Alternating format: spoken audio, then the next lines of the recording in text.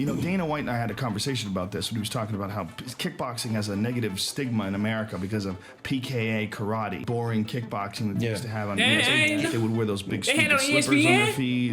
They wouldn't really kick. It wasn't exciting. Pereira wasn't the first kickboxing star to take over the MMA world. Before the UFC had even started, before anyone had been able to show high-level striking in MMA, one man brought the entire sport to a whole new level. I saw you fight back before there was any real good striking in mixed martial arts. You gotta watch this motherfucker, Bas Rutten. Like this, it's finally a guy who's over there that knows how to strike.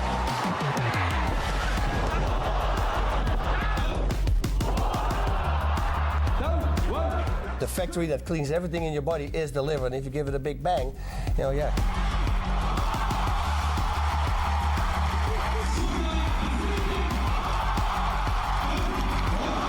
They just couldn't believe how much pain they were in. You were one of the first guys. What's he doing? Hold on. They just couldn't believe. Y'all said watch Bas Rutten. We here, bro. We are here. Nah, let me know in the comments. See what I want to react to next. Like, comment, subscribe, bro. But hey, Bas Rutten? Is he an open hand striker too? Like he was in that. One of the first guys that, I seen that hard Dutch style of kickboxing to enter into mixed martial arts. He looked like he made a granite. Body is like. But this was also the early 90s, and kickboxers should have been a fish out of water against the grappling juggernauts that were strangling everyone in sight. How did he overcome this? And more importantly, how did he become legitimately one of the greatest MMA fighters ever? In the 1970s, you wouldn't really have associated the country of Holland with kickboxing at all. But then a few of the full contact karate guys like Jan Plas traveled to Japan to learn about this new sport that combined boxing and karate, and they came back to Holland to start a kickboxing legacy that's still producing world champions. But for Bas Rutten, at first, any kind of athletics, let alone fighting, seemed just impossible. So I was severe asthma patient. Every 5 weeks I had an attack, weak in bed, not even able to eat. And I had to get it with that with an eczema, which was horrible because I looked like a leper. It was really bad. He got teased and relentlessly bullied about this, and his only respite was run into the woods behind his family home where he'd climb trees and swing about, pretending to be Spider-Man. He'd go out there, act out his comic book fantasies, hoping one day to transform himself. He was from a family of athletes though, and by 12 years old, he was getting better and got involved in athletics, loving the high jump, the long jump, the javelin. But then he took a family trip to France in 1976 and had his martial arts revelation. After dreaming of comic book superheroes, he came face to face with a real life one, a man who blew the brains of generations of future martial artists, the legend Bruce Lee. Only problem was, Bas was too young to get in to see Enter the Dragon, so he snuck in and had his little martial arts mind exposed to the violence. Bruce Lee out there be a straight legend. The young Rutten realized, if I could be like Bruce, I wouldn't have to worry about bullies anymore. Apparently, the first thing he did when he got home was make nunchucks out of 2 pieces of wood and begged his parents to let him start Taekwondo. But after about 4 weeks of training, Bas stood up to one of his bullies and punched him square in the face. And the kid went to hospital, and his parents were like, no more of that. Not while you're under our roof. Now, Bas found ways to keep his... Oh, no, that's karate? His parents were like, no more of that, not while you're under our roof. Now, Bas found ways to keep his training going at school with his friends, but it all properly started after he left home and was able to take up and start studying karate, continue training in Taekwondo, but eventually joined a Dutch Thai boxing gym, where his eyes were immediately open to the realities of a truly effective martial art. I went from karate, full contact karate, I went to Thai box. And the first Thai boxing class, my hands are here. This guy hits my face, I bring my hands up. Well, he saw that right away, and he introduced me to the liver shot, and I'm down. Bas went home he introduced me to the liver shot in front of the mirror. And my wife at the time, my girlfriend at the time, said, "You're completely crazy." I said, "No, that will never happen again." And the next day I went back and I cleaned 85% of the gym out. After joining the gym, things started to move pretty quickly for Bas, and he started to take over the Dutch kickboxing scene. I was fighting Thai boxing in Holland. I won a lot of fights by knockout. Like my first 14 fights I won by knockout too. My very first 6 fights, it's chaos. Dude, I was just strong and powerful, but I was just smashing people. The sport was big in Holland at the time, and Bas got to share the card with some other legends like Ramon Dekkers, an absolute Muay Thai monster who turned out to be a big influence on Bas's striking style. I mean, I fought on the same card as he fought one time, all the way in the beginning. I mean, he was so skinny, the amount of torque that he had on his kicks, and I started analyzing everything. And I saw Mike Tyson. I go, wait a minute, what are these two having in common? And he and Mike Tyson, what they do is they use their upper body rotation. So I started changing my whole style and getting very open. but Bas that's was turning into a smart, fan bro. favorite That's knockout crazy. artist, but he was still working as a bouncer and getting drunk every night. He was working as a model. He was even working in a kitchen. I was a chef. I went 4 years to culinary school. Are you serious? Yeah, and then I became a fighter. He had a fantastic start to his kickboxing. Bro, imagine the thinking you got to do like one of the best kickboxers, and then you be like, what did him and Mike Tyson have in common? Like, how do you even think about that? That's Career insane. 14 knockouts, but he didn't leave the sport on the best of terms. While out and particularly drunk on New Year's, Bas unknowingly accepted a fight with one of the scariest men in Holland. I fought this guy, Frank Lopman, apparently on New Year's Day when I was bouncing and was also drunk. Well, they asked me where to send the posters to. And I said, what posters? From the fights. I said, who's going to fight? You against Lopman. And I go, who said that? He said, you. I was so out of shape, it was not even funny. Lobman was just a few days out of prison and was literally looking for a fight, but even Few days out of prison. What the heck? But y'all back in the day, boy, y'all. worse, just a few days out, No, Bas they completely can't. shredded his shin bone. I could jump this high, like my chest here. I would stand in front of it and jump on a wall. But it had been raining and I jumped on it, my toes slid up and I landed on my shin on it. So they ripped my shin open. We'll numb up the whole leg. Don't worry about it, he says. And he said he put it in my butt. I'm not a doctor, but numbing your entire left leg before a kickboxing fight does not seem like a good idea.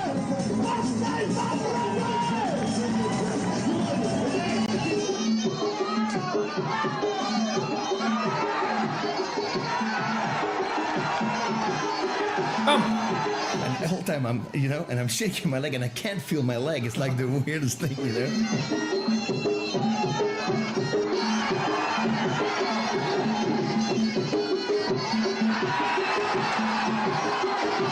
I'm landing on my butt and I want to get up and I can't get up. My leg doesn't work.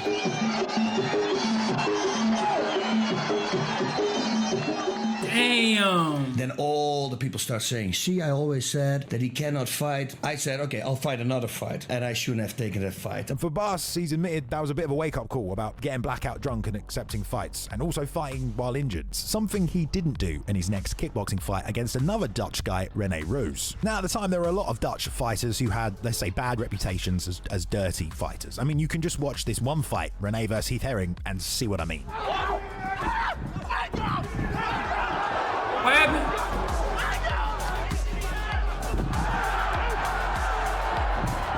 The fuck? Oh shit! Yeah, it was pretty bad. But this guy was Bas's next fight, and yeah, it didn't go well. Unfortunately, this fight doesn't appear to exist online anywhere, but the long and the short of it is, Rene apparently tried to bite Bas, and he returned the favor by kneeing him in the groin as hard as he could. The fight was called off. It didn't make fans feel any better about Bas's last performance, and apparently the entire arena broke out into a massive brawl. If anyone knows what this fight is, please let me know. I'd love to see it. Please, Bill. I don't know what's going on, mate. I swear to you, please, Bill. Please, I Bill, want to my see life. it too. Fuck. Rutten would only have one more kickboxing fight in Holland before he completely disassociated himself from the sport. It also didn't go well. In the lead up, Rutten got an ear infection, then got into a street fight after arriving in Paris and was put into a jail cell up to 2 days out from the fight, and then the outcome of the fight itself was just a disaster. He's standing in front of me and I'm so tired, my body is like, I'm so tired. And I go, boom, give him a back fist in his neck and he goes down. Like a month before, there was a rule that if you did a back fist, you only could do it with the turns. I couldn't come out for the second round because I was too tired, and they said, okay. Now it really started in Holland. You see, I always said that he was not so good, blah, blah, blah. I said, okay, I never fight for Holland anymore. If these fans are like this, I don't want to fight in front of people like this. So kickboxing is now off the table for Bas Rutten. It is also worth saying at this point, something else fans love about Bas is his fun personality. He's great at comedy, and even at this point in his life, he kind of knew that he wanted to do something with that. So he started a martial arts live show with a twist. So a buddy of mine, both together we made this show. It's like a martial arts show on music, and we started doing this in like nightclubs. I would kick him in the belly like Bruce Lee and Enter the Dragon, right? He would grab my foot, throw me back, and I would make a flying kick in his face and land. And we had bows, and we did nunchucks, and we did like break tests, the crazy stuff, and we started putting comedy in there also.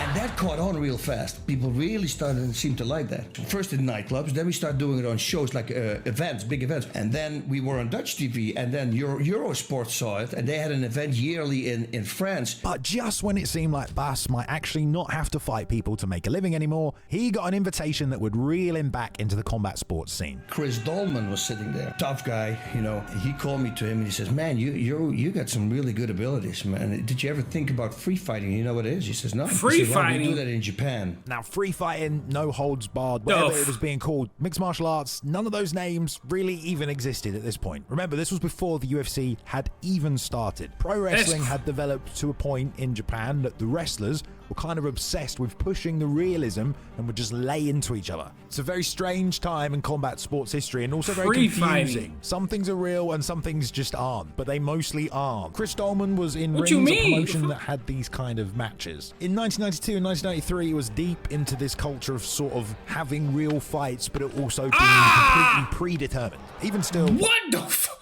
He kicking a nigga with boots on? What the fuck? Promotion that had these kind of matches. In 1992 and 1993, he was deep into this culture of sort of having real fights, but it also being completely predetermined. Even still, there were legitimate techniques that Bas could learn from. So Chris invites Bas to come to his gym and join a free fighting session. So I walk in there, and at that moment I was, European champion Thai boxing. I walk in and they killed me. Did you know that they were going to grapple when you went there? No, nothing. I literally, when I drove back, I had to stop my car next to the road, and I called my wife. I said, "Listen, I have my car next to the road here. I'm going to sleep." I said, "I can't drive." It broke me. I had to drink liquid food for like 3 days because my whole throat was messed up because I thought I could hold that. I'm going to go back 3-6 months. I'm going to tap everybody there. But unfortunately for Bas, that's not really what happened. And I get it. Bas was still working as a bouncer, doing all his other side hustles. It was hard to find time to train, and the idea just kind of faded away. But out of the blue, we got another phone call from Chris a few months later that would change his life. I pick up the phone for some reason, and it's Chris Dolman. He says, "Bas, you got to come tonight. You got to come to Amsterdam. There's a tryout for a new organization, Pancrase." I started sparring with this guy. This guy was a rings champion. He tried to hurt me because they were filming. Result was me knocking him out with a high kick, boom, and his whole eyebrow was open. He had to go to the hospital for stitches. It turns out the two guys who were coming to watch were Funaki and Suzuki, both legends of Japanese pro wrestling and co-founders of Pancrase. Hold on, co-founder, okay. So, hold on.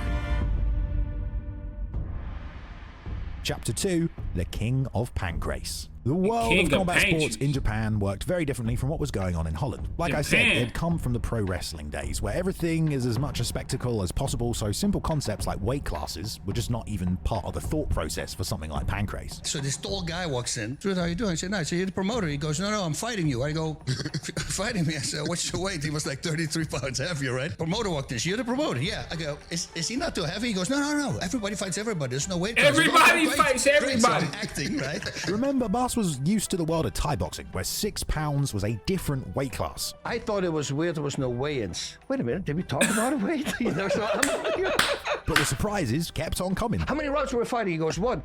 Yeah. "How many minutes?" He goes, 30. What the heck?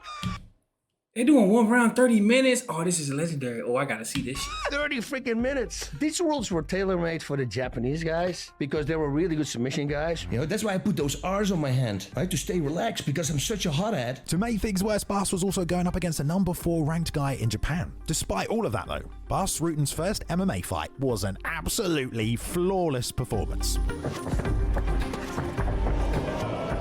Right high kick, and that's strike. That's gotta hurt. Fatality. He got a nigga out with his open hand. Hold on. Right high kick, and that's the palm strike. That's gotta hurt. Kick, and that's the palm strike. That's got. Hold on. Right high kick. Mom. Ooh. Hey, I ain't gonna lie. Can they not hit with their fists? Oh my God. And that's the palm strike. That's gotta hurt. He really He goes down. I was so excited. I jumped up to all 4 corners. I I was kind of concerned here. He's still down. It took a long time. Oh he my will stand God. up and then he will fall down again, and then he stood up again. Yeah, it was scary. I didn't want to leave Japan until I knew that he was okay. It was an execution of devastating striking, the like of which nobody had seen before in Japan, and he was actually worried he might have seriously hurt the guy. Because he spent 2 days. His open hand is more deadly than some people, bruh. He's in the hospital. He was gone for 2 days. Literally 3-4 minutes on the ground, like completely no movement. He's on the ground with the eyes open. There's no movement. And I'm freaking out now. You know it. I don't want that. This guy was really nice to me. I bet the Japanese audience probably didn't know what to expect when the untrained Dutchman joined their hybrid wrestling promotion, but the Bas had arrived. So what Bas figured out how to do was pull his hand way back. So he was punching with his palm. A lot of people slap him like this. Oh, my skin hurts. You want to hit him KO. You do that with this bone. Hit somebody like this. Hit somebody like that. Oh my Don't do God. this.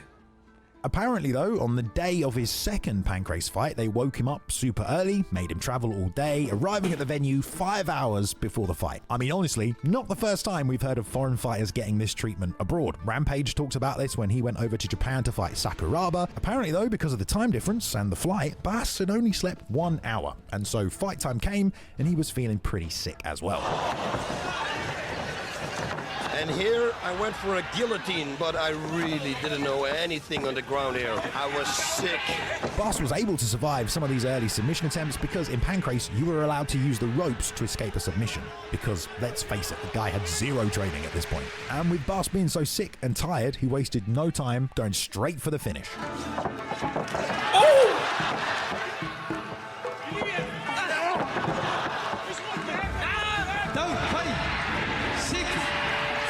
Fuke was one of the best fighters in Japan and couldn't believe they'd lost to Bas, especially from a body shot. And here you will see Yusuke Fuke asking for a rematch. Rutten had already destroyed 2 of the top guys in just 2 fights using his devastating striking, which was honestly like nothing the sport had ever seen. Something that had been happening a lot in Japan at that time, though, was fight fixing, making matchups with predetermined outcomes. Did you ever see Bart Vale versus Ken Shamrock? It looks so fake. It's one of the early ones that looks really like a work. Bas had heard about this and expected, he might be asked to do the same. Before I went, I got that speech from Chris Dolman. He said they're probably going to ask you, to lose or to win a fight. I said, Chris, I don't want to do that. After his second Pancrase fight, Bas was taken out to dinner by the promoters. By the way, we had dinner with Funaki Suzuki and Gaga. Here we go. They gave me a book from Fujiwara, a really good wrestler.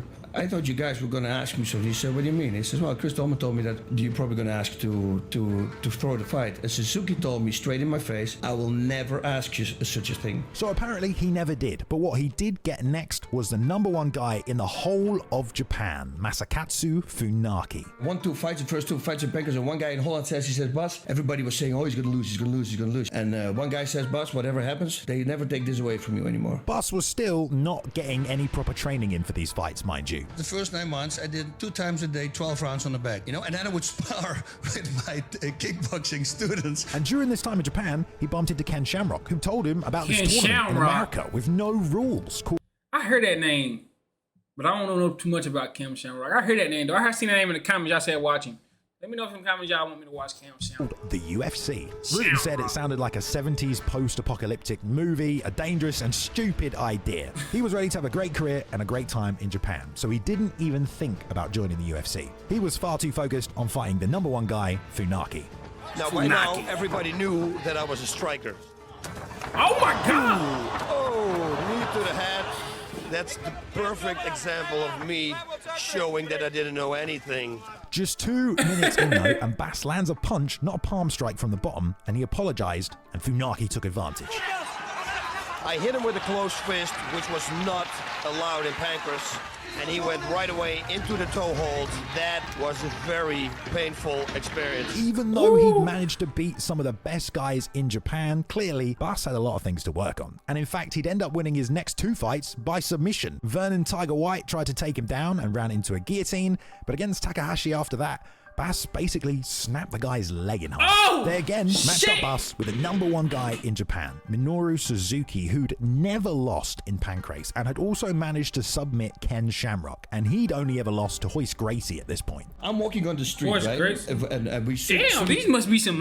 I heard Royce Gracie name a lot, too. Boy, this must have been the time to be alive, huh? We hear with all the fighters, we hear hybrid wrestling, Pancrase, and we look and there's this giant screen, and the first thing you see is me, paf, giving a palm strike, and the guy goes down, and we go, yay, you know, and it's the promo for the next day. Again, Bas is about to fight the best in Japan, and he still really hasn't had any formal training at this point. This is at the time I had nobody to roll with, right? I trained on the back. If there was somebody who knew judo, he would come. I mean, I'm talking about once every 3 weeks. But Japan had started to change his approach to fighting. I was a super aggressive fighter in Thai boxing, and in Japan, it completely changed me. I was thinking during the fight, and I've never been like that. And I thought, wow, I just became a complete different fighter, way more calculated than I was in Thai boxing. But could that fighter beat the undefeated Suzuki? Well, Suzuki came out and he looked like an absolute killer. But despite all the bravado, Bas scored first.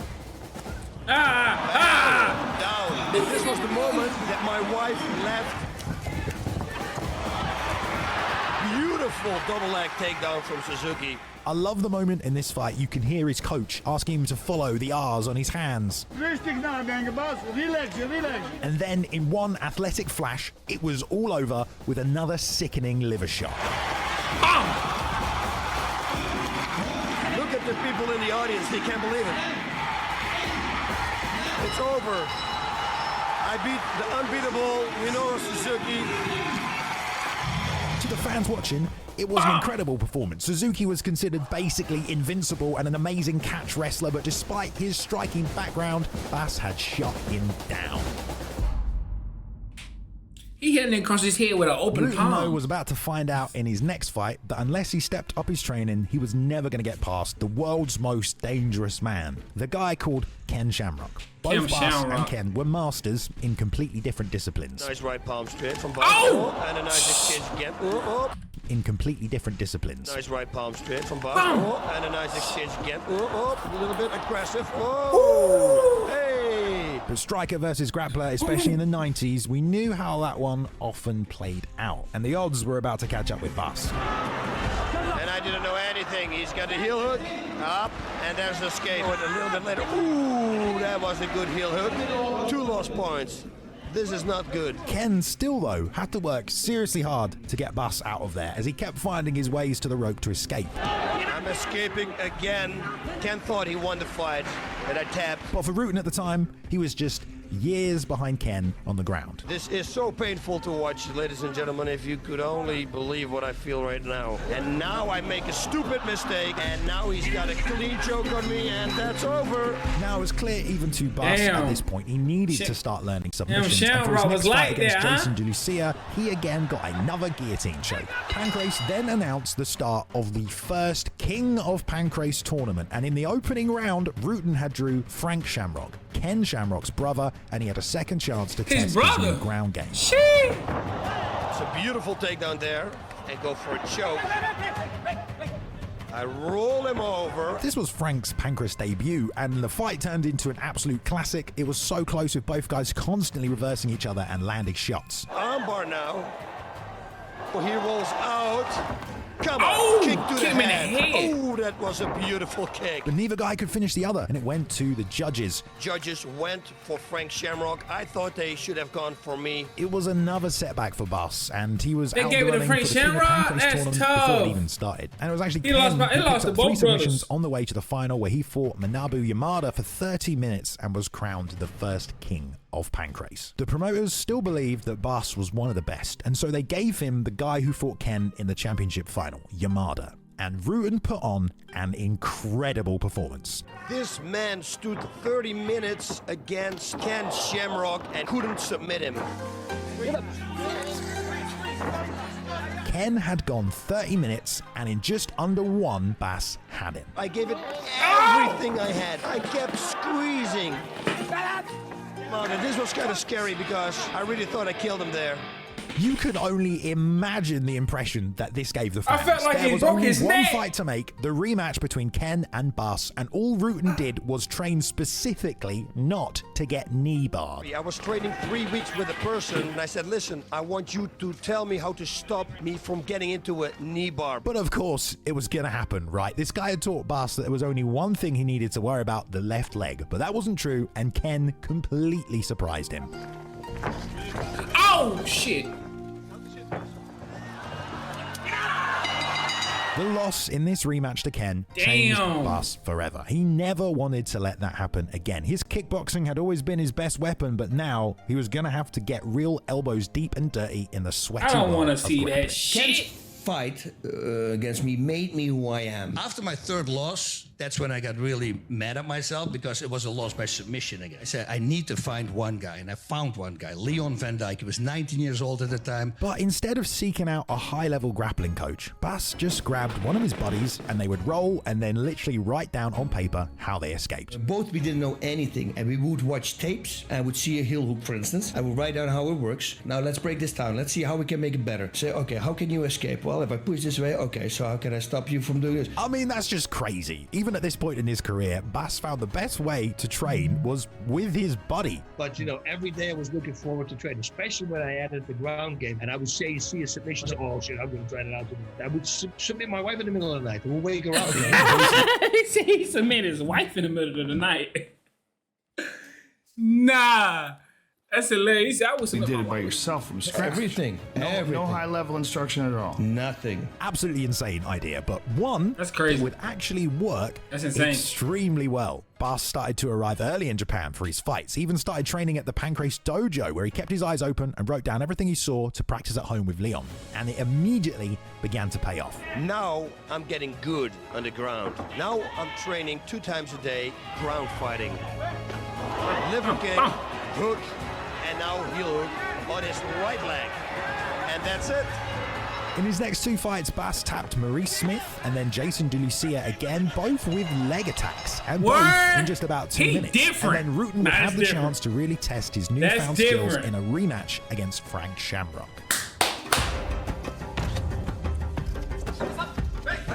I get the knee bar, the referee breaks us up. Fights like this made me into the fighter that I'm now. Oh! This made me you heard into that the kick? fighter that I'm now.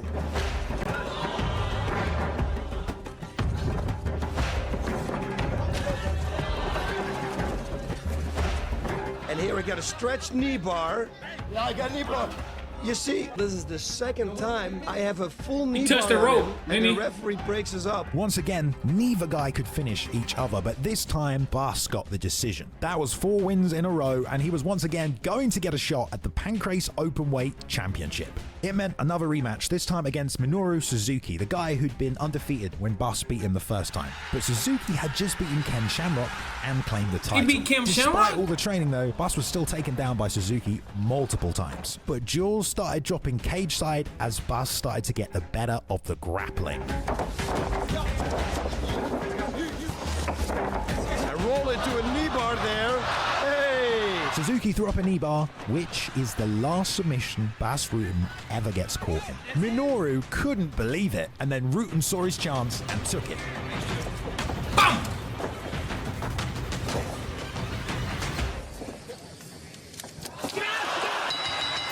After 16 Japanese free fights getting ragdolled and submitted by grappling masters, Bas Rutten was finally a world champion, and he was not going to let go of that belt easily. He settled into his role at the top of the promotion, and over the next 7 months, beat another 4 fighters. At the time, a good contract I had for $40,000 a fight. You have to understand, at the time, $60,000 was 3 fights in the UFC. I wanted $10,000 a month. If I in January get an injury and I can't fight a whole year, you're going to have to pay me $10,000 a month for the rest of the year. Bas had broken his hand though, and so he'd have to wait to defend his belt. Frank Shamrock, since losing to Rutten, had won 6 fights in a row, including the interim Pancrase Openweight Championship, where he managed to knee bar Suzuki after 22 minutes. Once Bas had recovered, the unification title fight was made, and both Frank and Bas had 1 win over each other. This fight was fucking awesome, and is in hindsight 2 of the greatest in their era going at each other. Frank Shamrock. Oh shit.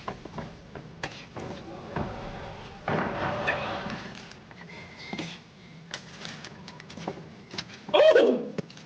It was again super even, but Bas still had his power. He's 1 equalizer. Power. He's 1 equalizer. Oh! 1, 2. Damn! This thing was just getting fun. They were putting each other in submissions, and Bas was just smacking Frank in the face. It was incredible. But those smacks opened up a cut on Frank that just seemed to drain the fight out of him. Don't break his neck! After he fell down, he could barely get up. He was clearly concerned about the cut, and so were the Japanese officials, and just like that, they called the fight, and Bas was still the champ. But now he was going to have to face the only Japanese legend he had yet to beat. The man he first lost to, one of the founders of the promotion who'd flown to Amsterdam and hired him in the first place. Oh, he one of the founders? Look at this big... Never, buddy. No. Nah. Masakatsu Funaki.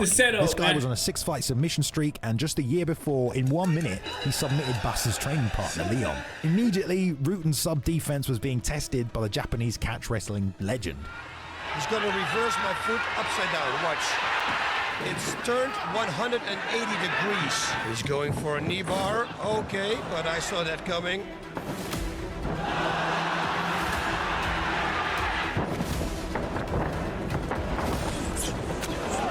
It's a classical, technical Pancrase fight, but the king would not be denied. Fight, but the king would not be denied. Drop thee!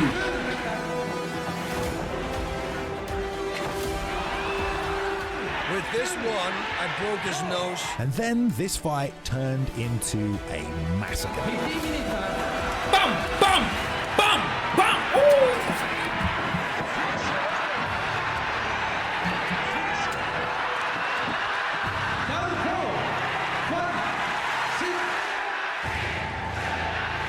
I said, okay, now I gotta finish you. Ooh.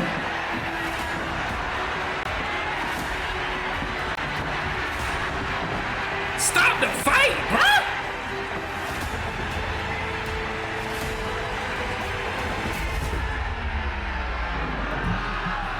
Fatality.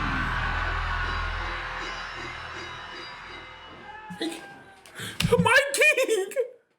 My king! But yo ass should have stopped the fight before your king got knocked out like that. In the neck. I need him in the neck.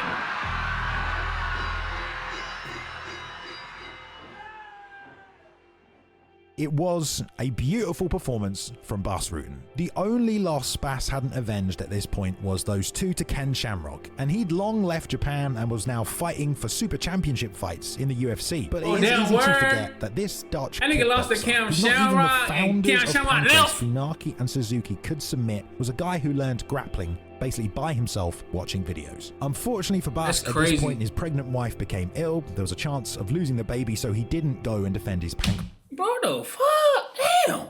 That's always some bullshit.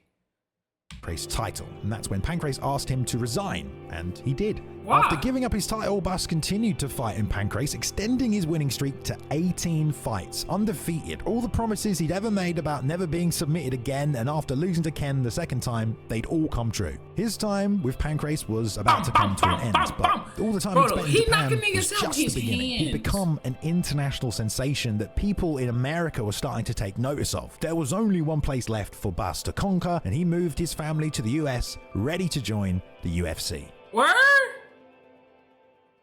He from the UFC? Chapter 3, the greatest mixed martial artist of all time. I wanted to go to the UFC for the entrance song. I kid you not. I thought that was the coolest thing. The old original.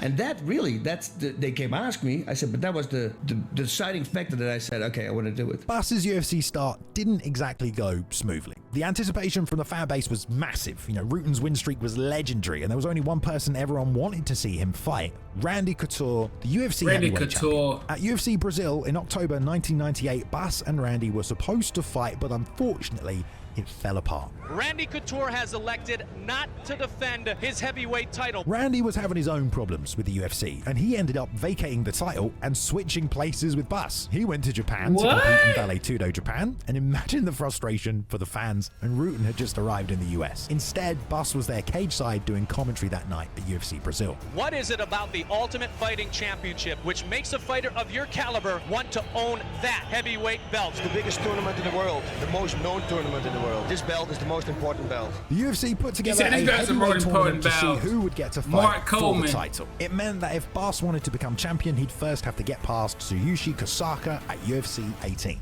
The hype for Rutten was insane. How much hype can be behind for the first ever time for Bas Rutten? Everybody's putting a hype on me. They promoted the shit out of you when you first came. Oh, I remember that. I gave you one of the posters.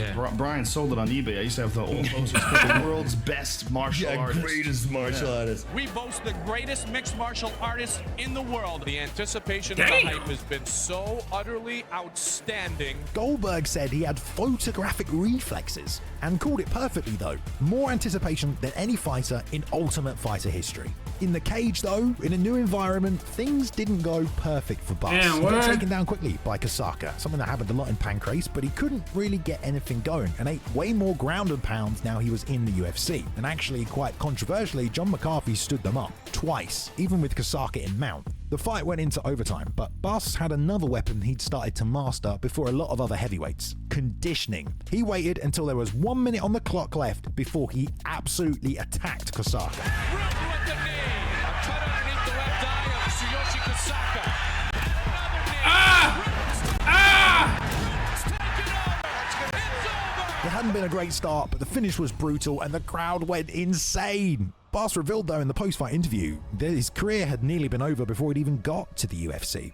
They fixed me up because I couldn't fight anymore. I went in therapy with them and they fixed me up total free. On the other end of the bracket, Pedro Hizzo had beaten Mark Coleman, but he and Bas were very good friends and they didn't want to fight. Pedro Hizzo next for the heavyweight championship of the world. He's my brother, but I'm going to be the champion. I'm going to do everything in my power. So instead, Bas would face Kevin Randleman for Kevin the UFC Randleman. Heavyweight Championship. I still gotta watch months Kevin later. Randleman. Y'all told me to watch. Randleman was a monster wrestler from Mark Coleman's team, Hammerhouse. He'd won in Vale Tudo, Brazil by just slamming guys around the ring. For This real? 28-year-old was a 3-time Big Ten champion and 2-time U.S. national champion. And after he beat the former Look at his champion and another body! kickboxer, Maurice Smith, at UFC 19, UFC 20 was going to be Randleman versus Rutten. Maurice Smith was the first kickboxer to find success in the UFC. He became the heavyweight champion, but he was never the kind of superstar that Bas was, even on Arrival. And this fight with Kevin was possibly the worst stylistic matchup for Bas Rutten at this point. But he had 14 submissions on his record, and he was still miles ahead of guys like Kevin with his kickboxing. But I just want you to put this into perspective right now. What does everyone think of Alex Pereira as this video is going out? That he is the best on the feet, that he's unbeatable, incredible.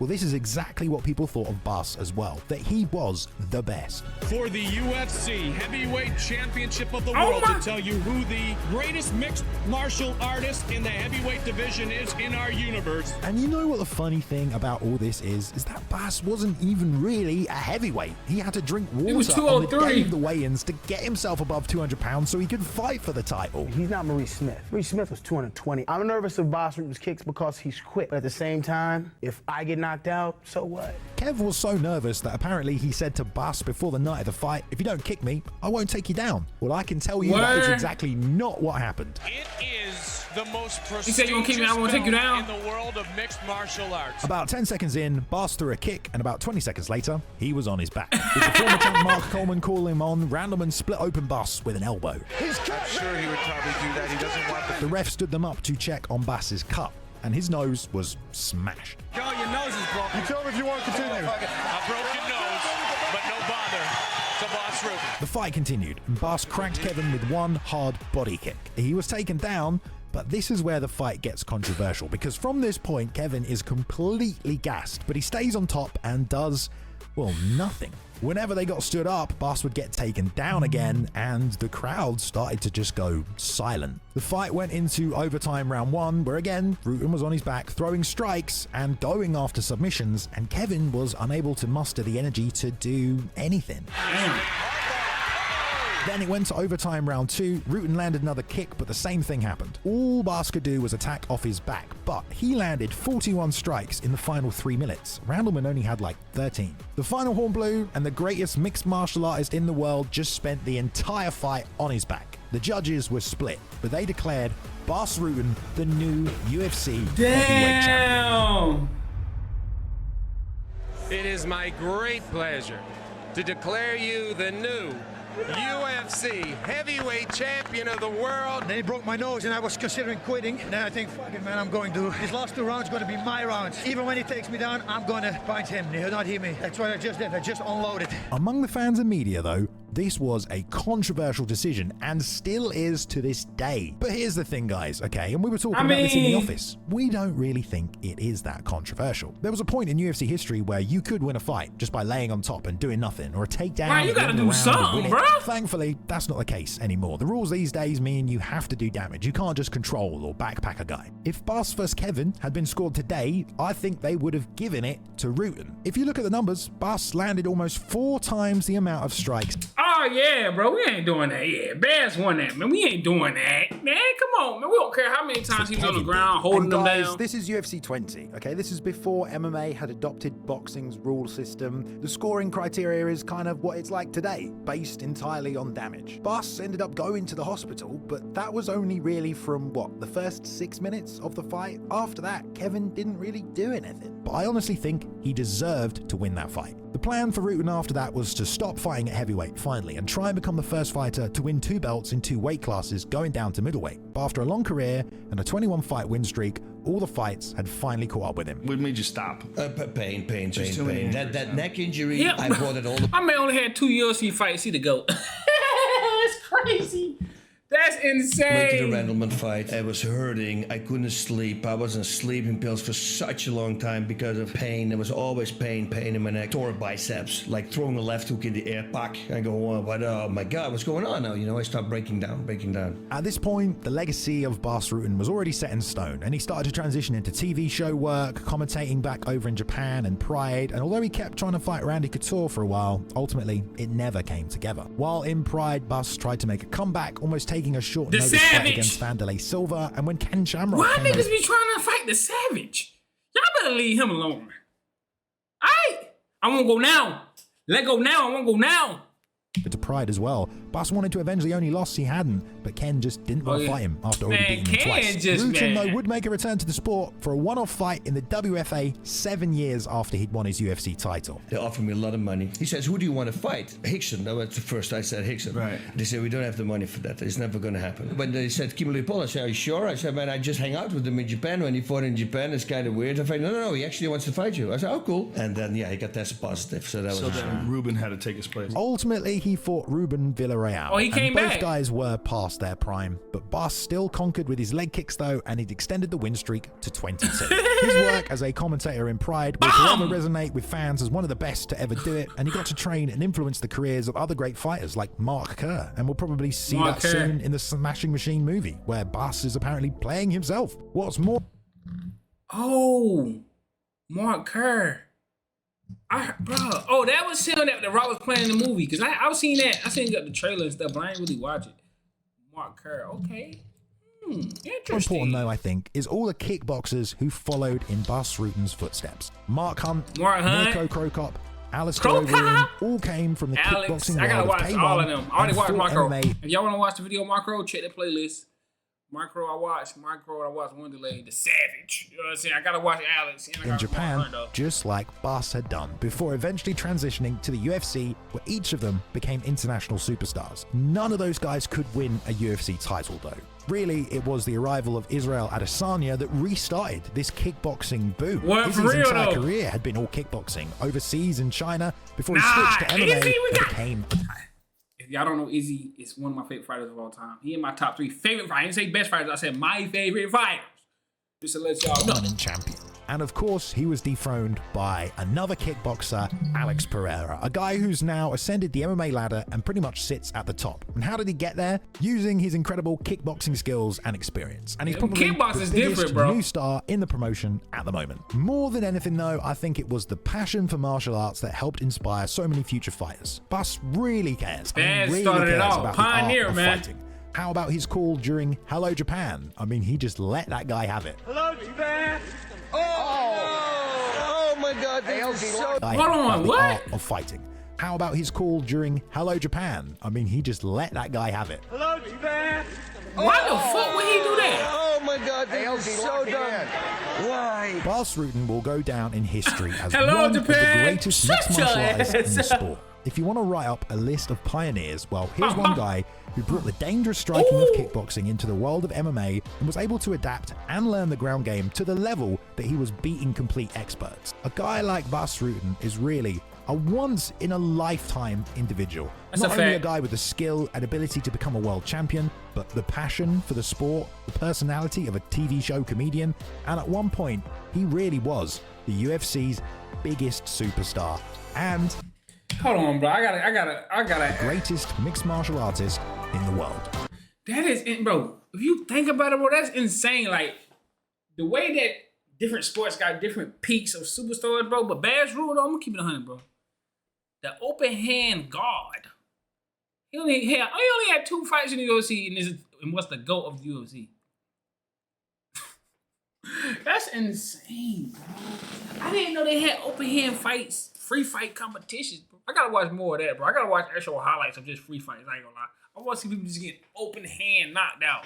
But look, man, like, comment, subscribe, bro. Bas Rutten. We seen a lot of goats in this video. Cam Shamrock. Well, I'm gonna say goats. A lot of legendary figures that I heard about. Cam Shamrock. Yeah, Frank Shamrock. I ain't know he had a brother. But hey, like, comment, subscribe, bro. You want me to react to other legends? Let me know in the comments. But bro, see y'all next, man. No cap.